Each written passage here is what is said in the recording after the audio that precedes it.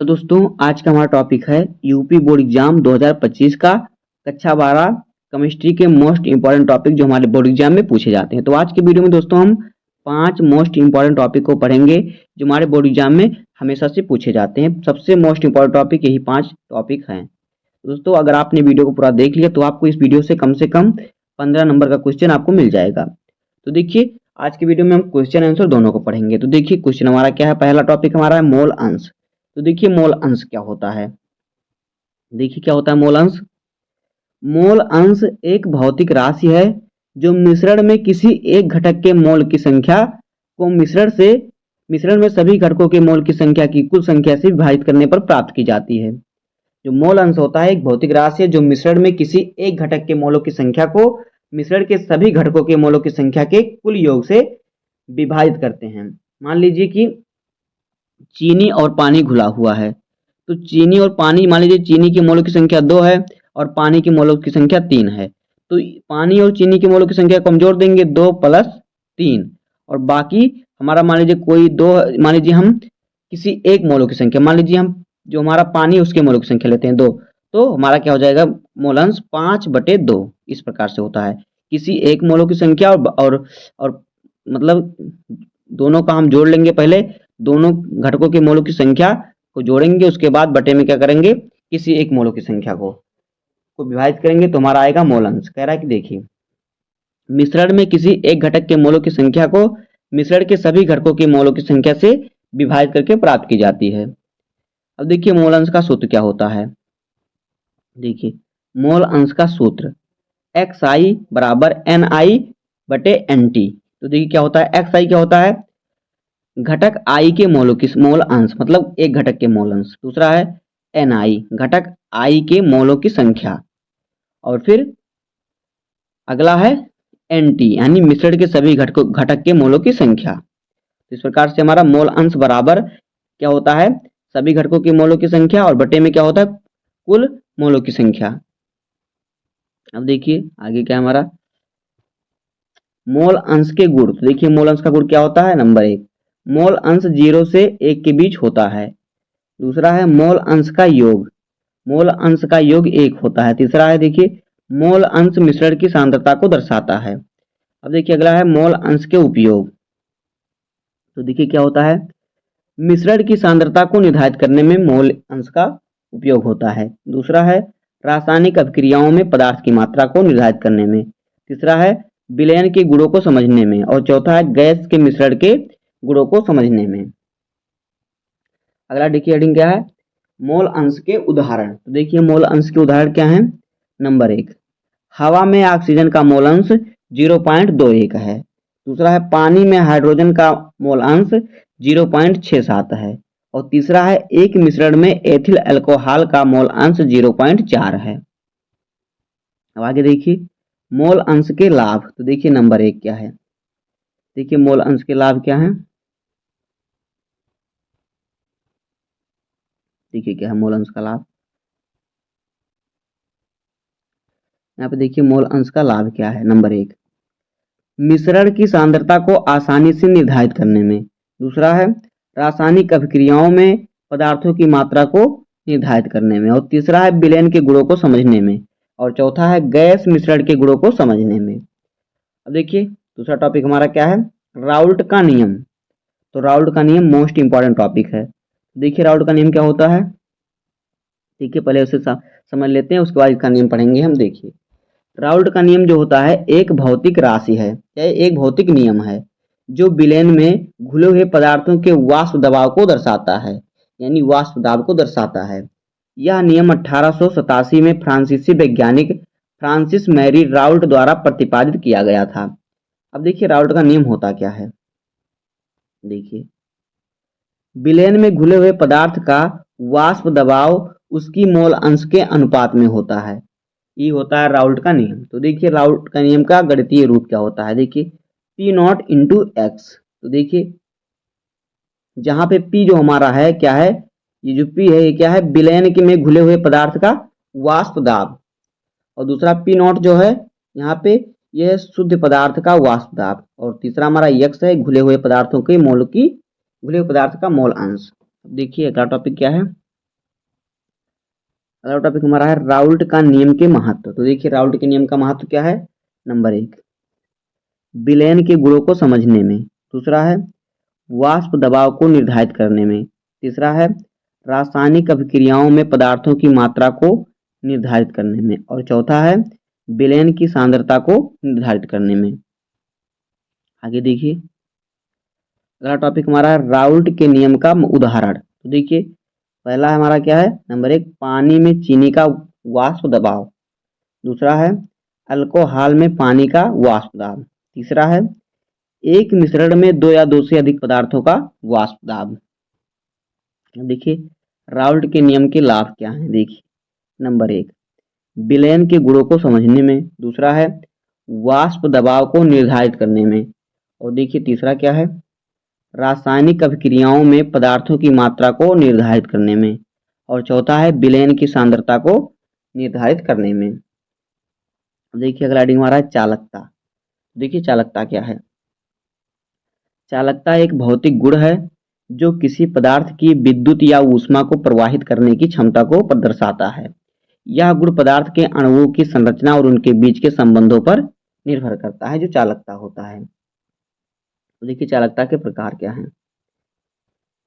चालकता के प्रकार नंबर 1 है विद्युत चालकता और दूसरा है ऊष्मा चालकता। तो देखिए विद्युत चालकता क्या होता है। यह पदार्थ की विद्युत धारा को प्रवाहित करने की क्षमता को दर्शाता है। इसमें विद्युत धारा प्रवाहित होती है, यह चालकता। देखिए ऊष्मा चालकता क्या है। यह विद्युत चालकता, इन तार में जो धारा प्रवाहित होती है ये विद्युत चालकता। और देखिए दूसरा क्या है ऊष्मा चालकता। यह पदार्थ की ऊष्मा को प्रवाहित करने की क्षमता को दर्शाता है। देखिए आगे चालकता के गुण। देखिए चालकता के गुण क्या क्या हैं। नंबर 1 है विद्युत प्रतिरोध। दूसरा है विद्युत संचालनशीलता। तीसरा है ऊष्मा प्रतिरोध और चौथा है ऊष्मा संचालनशीलता। आगे देखिए चालकता की माप। तो देखिए नंबर 1, विद्युत चालकता को सीमेंस प्रति मीटर में मापा जाता है।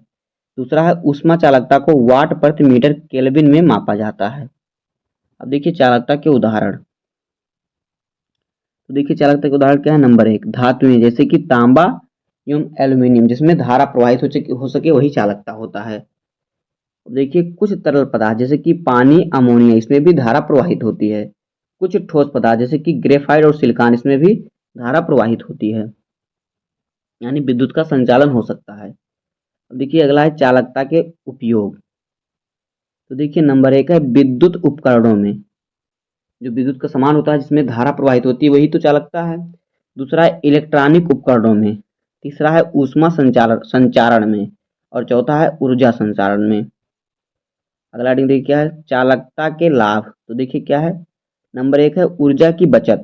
दूसरा है ऊष्मा का संचारण और तीसरा है विद्युत धारा का प्रवाह और चौथा है इलेक्ट्रॉनिक उपकरणों की क्षमता में वृद्धि।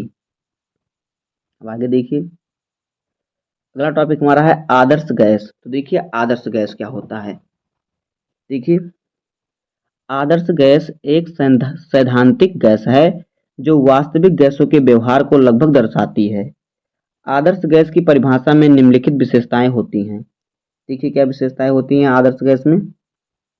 नंबर 1 है गैस के अणु एक दूसरे से अलग होते हैं।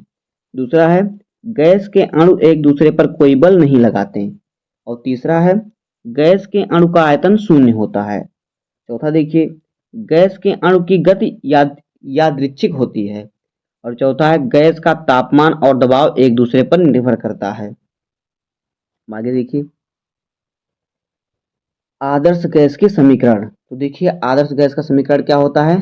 पी वी बराबर एन आर टी, जहाँ पे देखिए जो पी जो है ये दबाव है, पी जो है क्या है दाब है, प्रेशर, और वी जो है आयतन है लीटर में, एन जो है मोलों की संख्या है, आर जो है गैस नियतांक और टी जो है ताप है। इस प्रकार से सूत्र होगा पी वी बराबर एन आर टी, जहाँ पे पी क्या है दबाव है, वी आयतन है और एन जो है मोलों की संख्या है, आर गैस नियतांक और टी जो है तापमान है केल्विन में। अब आगे देखिए आदर्श गैस के गुण। तो देखिए नंबर 1 दबाव और आयतन का अनुपात। दूसरा है तापमान और आयतन का अनुपात और तीसरा है दबाव और तापमान का अनुपात।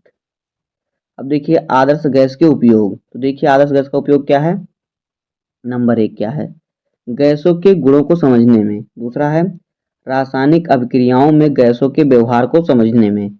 और तीसरा है इंजीनियरिंग में गैसों के व्यवहार को समझने में।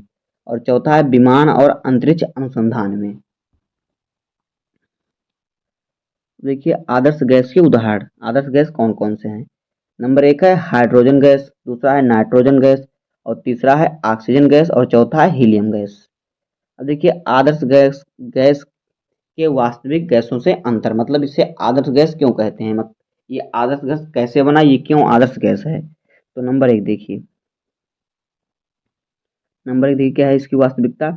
वास्तविक गैसों में अणु एक दूसरे पर बल लगाते हैं और इसमें नहीं, इसमें बल नहीं लगाते एक दूसरे पर। दूसरा है वास्तविक गैसों में अणु का आयतन शून्य नहीं होता और इसका आयतन जो होता है अणु का आयतन शून्य होता है इन सभी चारों का। तीसरा देखिए वास्तविक गैसों में गति यादृच्छिक नहीं होती, उनकी यादृच्छिक होती है।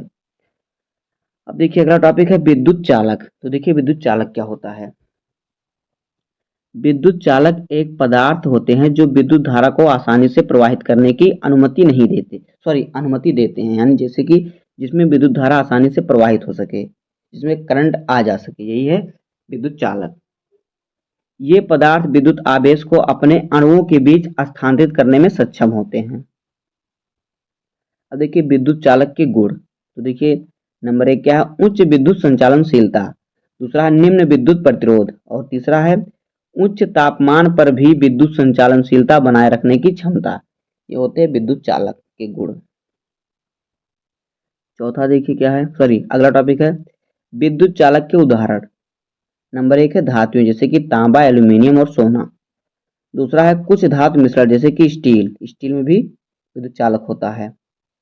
और फिर तीसरा है कुछ तरल पदार्थ जैसे कि पारा। और चौथा है कुछ गैसें जैसे कि प्लाज्मा में भी क्या होता है, विद्युत प्रवाह होता है।